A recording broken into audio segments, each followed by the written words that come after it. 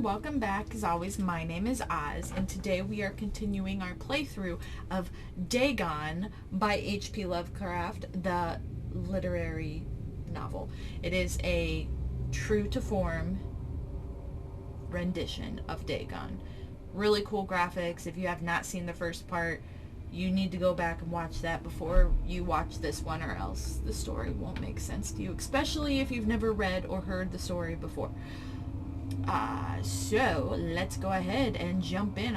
We just woke up in the hellscape, and we're gonna, start moving soon. So let's go. Continue. All right. On the third morning, I found the soil dry enough to walk upon with ease. Nice. The odor of the fish was maddening, but I was too much concerned with graver things to mind so slight an evil, and set out boldly for an unknown goal. Fish smell, one of the worst. Okay, we're looking for eldritch signs, because they give us some, history. But I didn't see any, so we're just continuing on. We're just walking through that dead squid, walking right through it. All day I forged steadily westward, guided by a faraway hummock which rose higher than any other elevation on the rolling desert. I'm sorry. What are these from? What are these? Like, these things look like the carapace of the bugs from Starship Troopers. One of my favorite movies, by the way. Like, hands down, one of my favorite movies. Like, does that not look like the back of one of them things? Okay. There's gotta be. That's the continuation. Okay.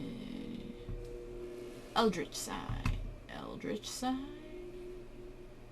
Eldritch sign. I don't see one, so we're continuing forward.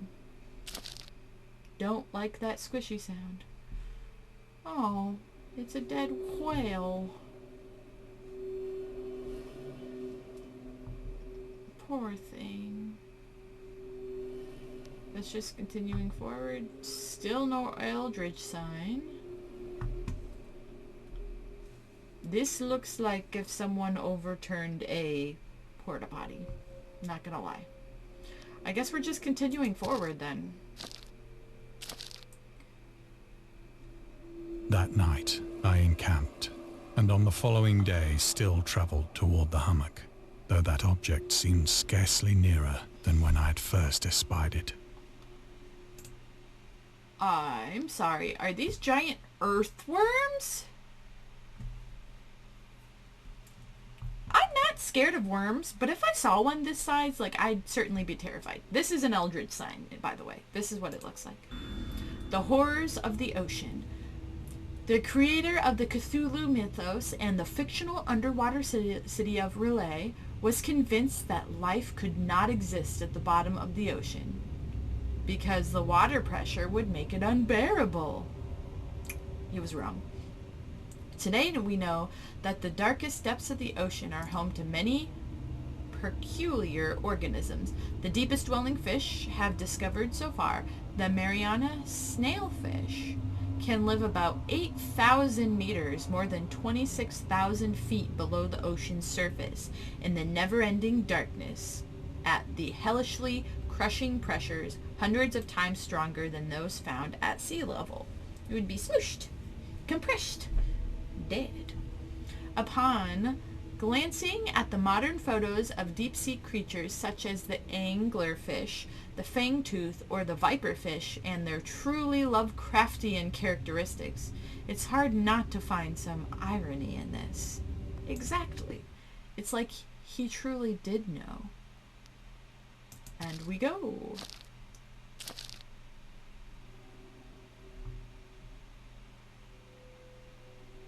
Oh. By the fourth evening, I attained the base of the mound, which turned out to be much higher than it had appeared from a distance. Yeah, it's because you were so far away. That's how things work, silly man. An intervening valley setting it out in sharper relief from the general surface. Too weary to ascend, I slept in the shadow of the hill. You slept in this nasty muck? I know not why my dreams were so wild that night, but ere the waning and fantastically gibbous moon had risen far above the eastern plain. Gibbous moon? I was awake in a cold perspiration, determined to sleep no more. Such visions as I had experienced were too much for me to endure again. And in the glow of the moon I saw how unwise I had been to travel by day. Without the glare of the parching sun, my journey would have cost me less energy. Indeed, I now felt quite able to perform the ascent which had deterred me at sunset. Picking up my pack, I started for the crest of the eminence. Of the eminence? Okay.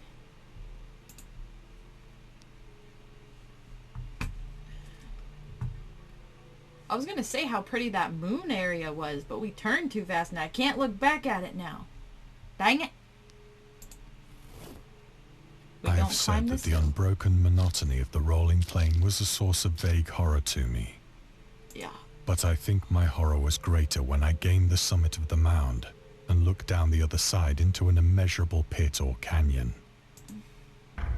whose black recesses the moon had not yet soared high enough to illumine. But I'm just looking up into the sky. But yeah, look at this. If you didn't see any of that down below, and just, this is pretty right here. I felt myself on the edge of the world, On the edge peering of the world. over the rim into a fathomless chaos of eternal night. Hello? Voice actor? Through my There terror you are. ran curious reminiscences of Paradise Lost. Paradise Lost. Now that would be a really cool visual novel just like this to walk through. I know Dante's Inferno was kind of like, you know, that, but Paradise Lost would be really good. And like a visual novel like Dante's Inferno like this would be great. And of Satan's hideous climb through the unfashioned realms of darkness. Where's that light coming from? As the moon climbed higher in the sky, I began to see that the slopes of the valley were not quite so perpendicular as I had imagined. No eldritch horror. Okay. Ledges and outcroppings of rock afforded fairly easy footholds for a descent, whilst after a drop of only a few hundred feet, the declivity became very gradual.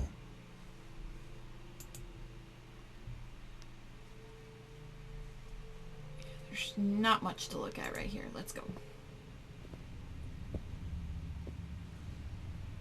Urged on by an impulse which I cannot definitely analyze, I scrambled with difficulty down the rocks and stood on the gentler slope beneath, gazing into the Stygian deeps, where no light had yet penetrated. Stygian deeps. Like, he uses words that sound more horrific than they might, because I've never heard another author use these kind of gibbous moons, Stygious deeps kind of. All at once, my attention was captured by a vast and singular object on the opposite slope, which rose steeply about 100 yards ahead of me. The obelisk. An object that gleamed whitely in the newly bestowed rays of the ascending moon.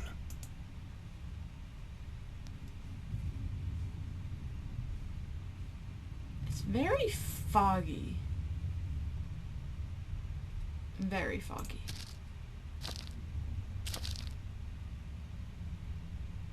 That it was merely a gigantic piece of stone, I soon assured myself.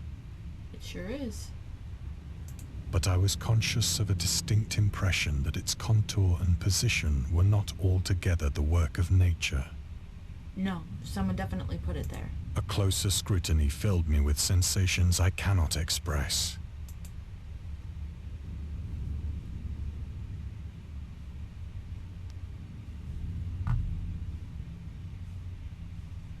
Why is it so foggy, man? Alright. For despite its enormous magnitude, and its position in an abyss which had yawned at the bottom of the sea since the world was young, I perceived beyond a doubt that the strange object was a well-shaped monolith, whose massive bulk had known the workmanship and perhaps the worship of living and thinking creatures. Yes. Monoliths, obelisks, whatever you want to call them, usually, do. Dazed and frightened, yet not without a certain thrill of the scientist's or archaeologist's delight, I examined my surroundings more closely.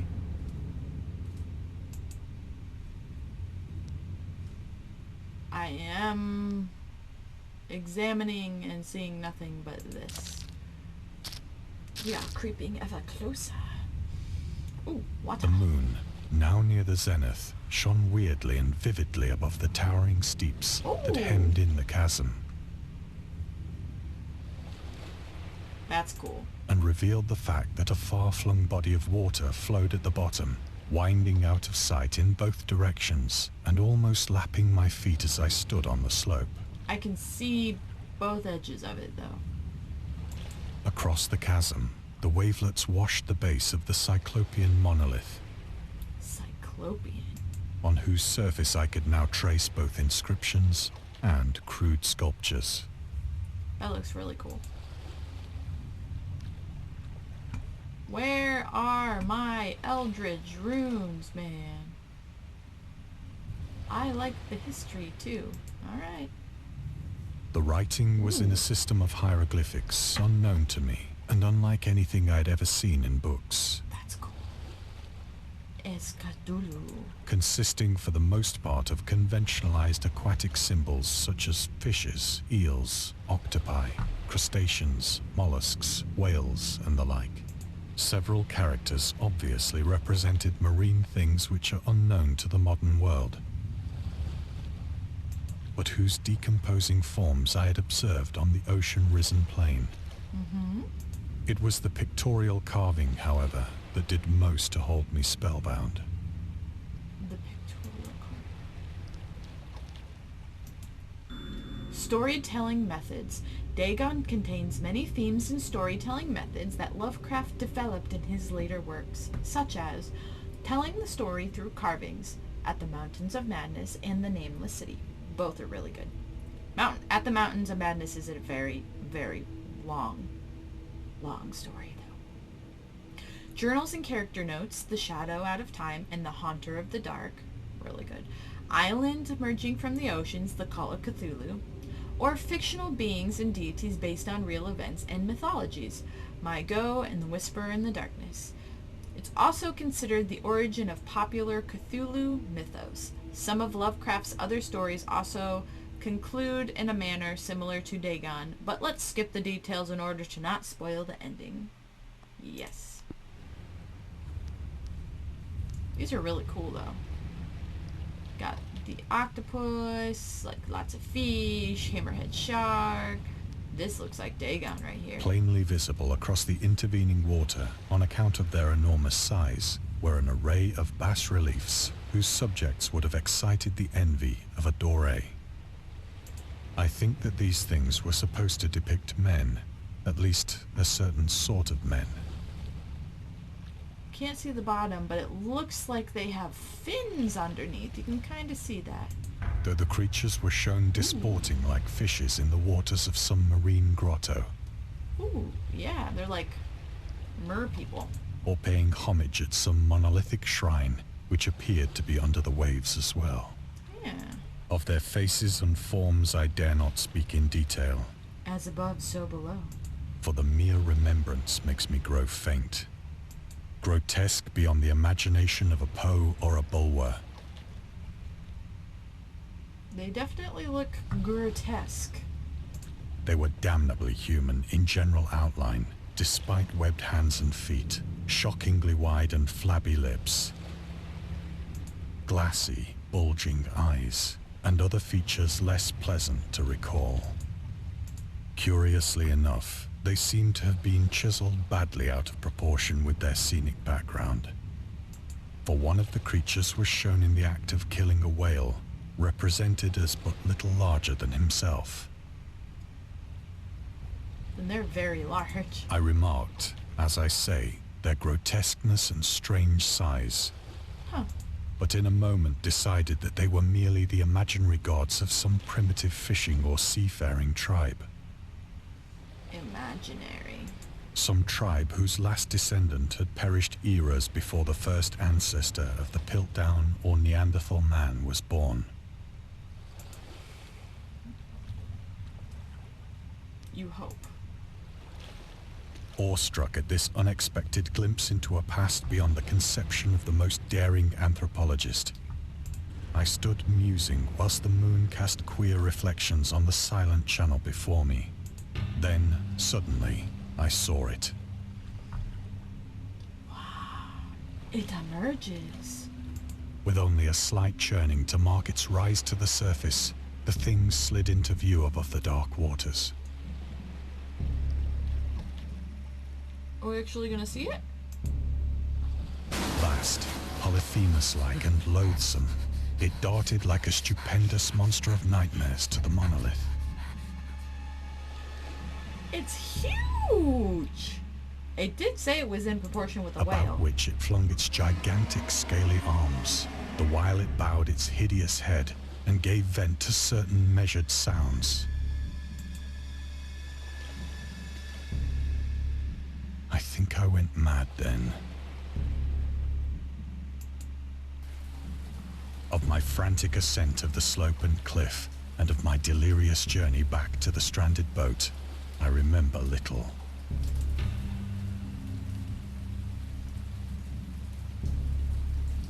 Ooh. How did you make it back if you were this delirious? I believe I sang a great deal, and laughed oddly when I was unable to sing. You sang? Why did you sing?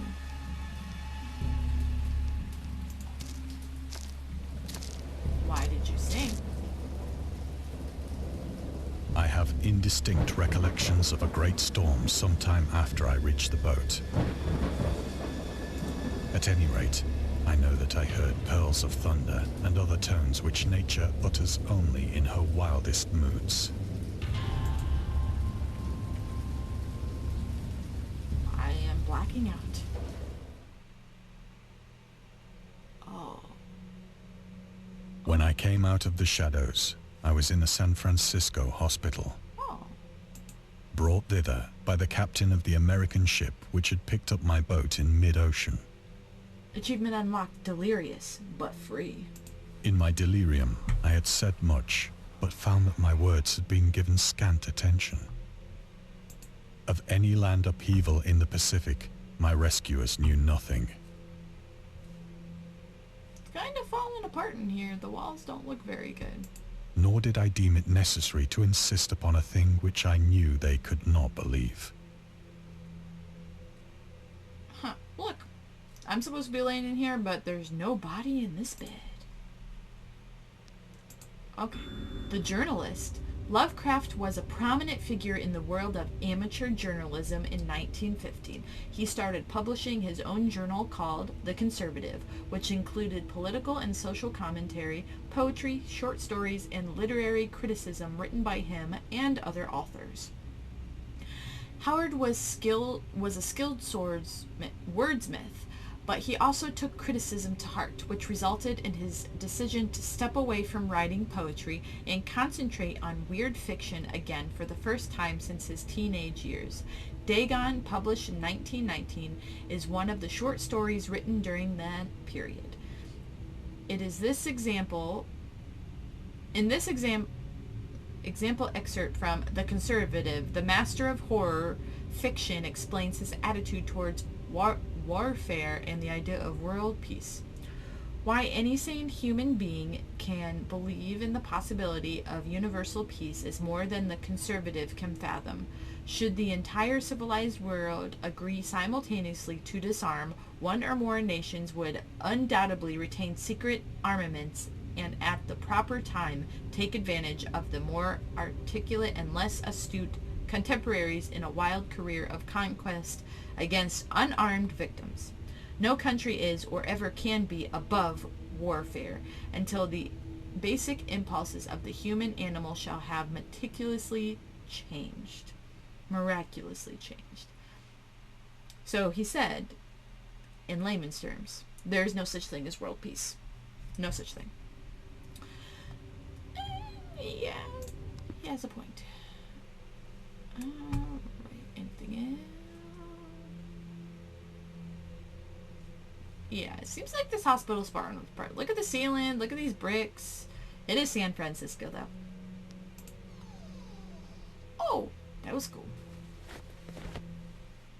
Once I sought out a celebrated ethnologist and amused him with peculiar questions regarding the ancient Philistine legend of Dagon, the fish god.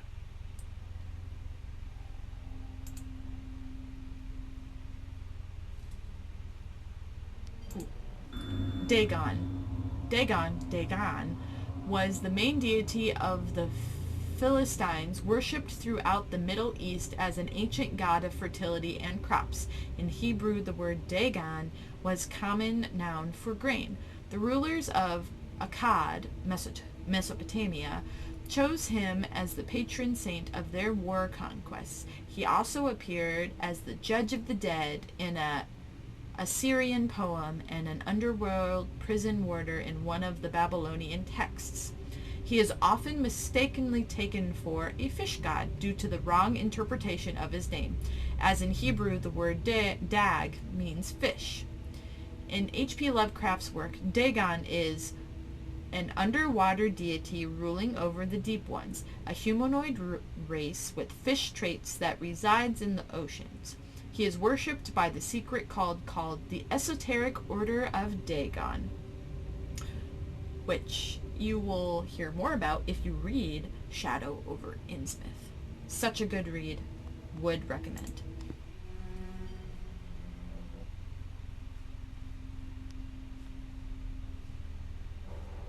This is a rather empty study. Just a desk in the middle and then nothing.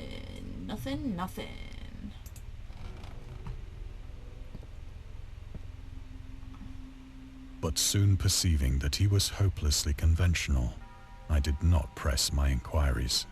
Good.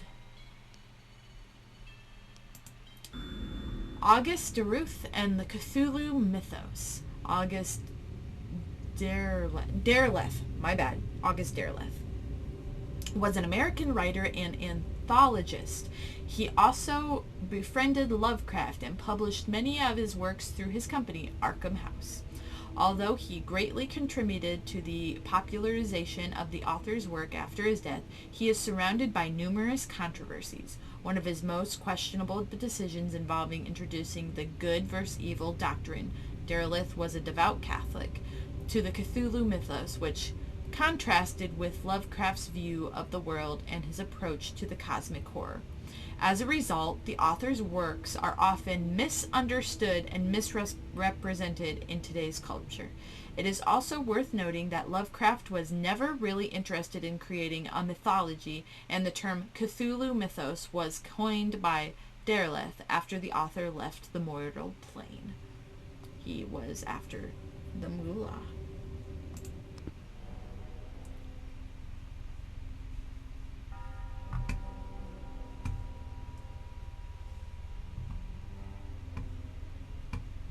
Oh, we go over here now. To the clock.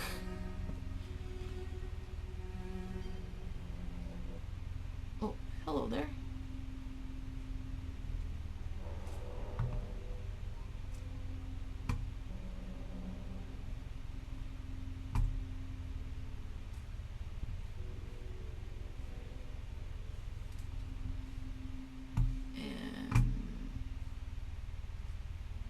What was the reason for coming over here?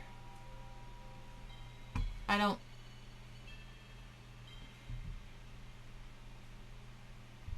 don't see anything over here. Why did we walk across the room?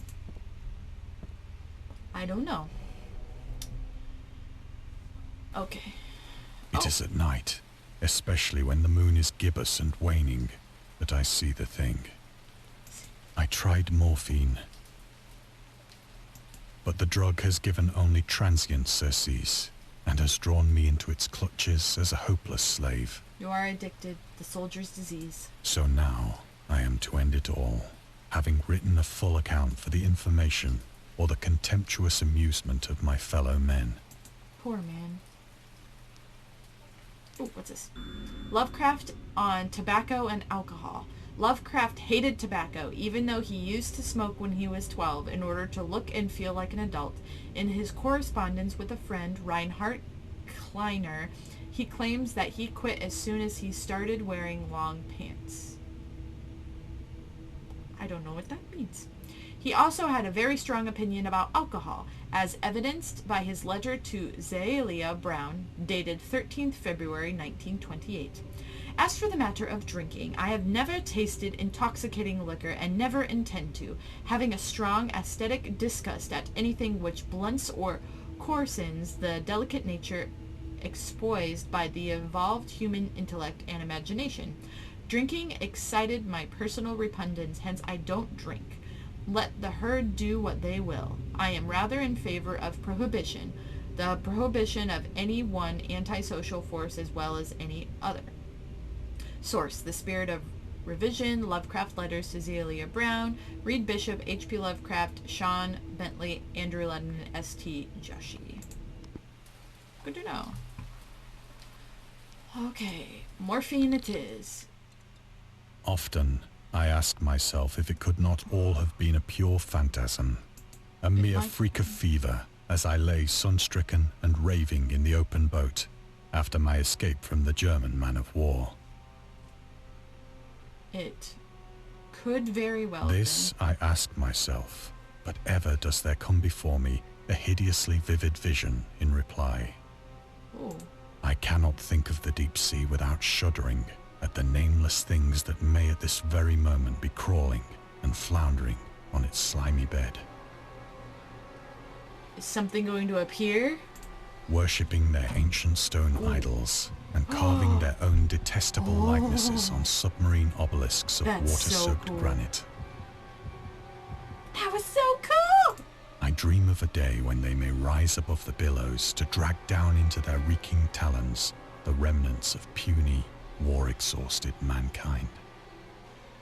Of a day when the land shall sink and the dark ocean shall ascend amidst universal pandemonium.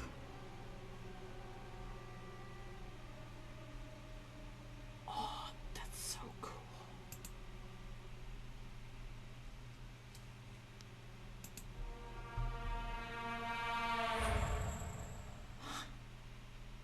Oh, that was so cool. The end is near.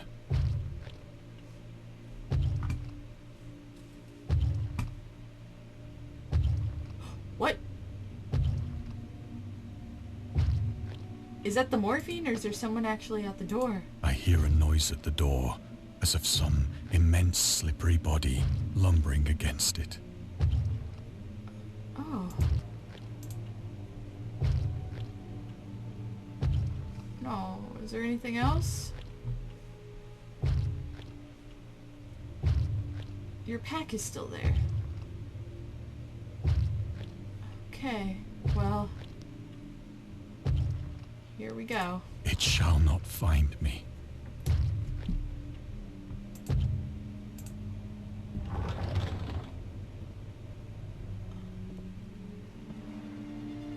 God, that hand!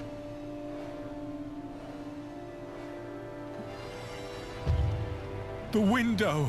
The window!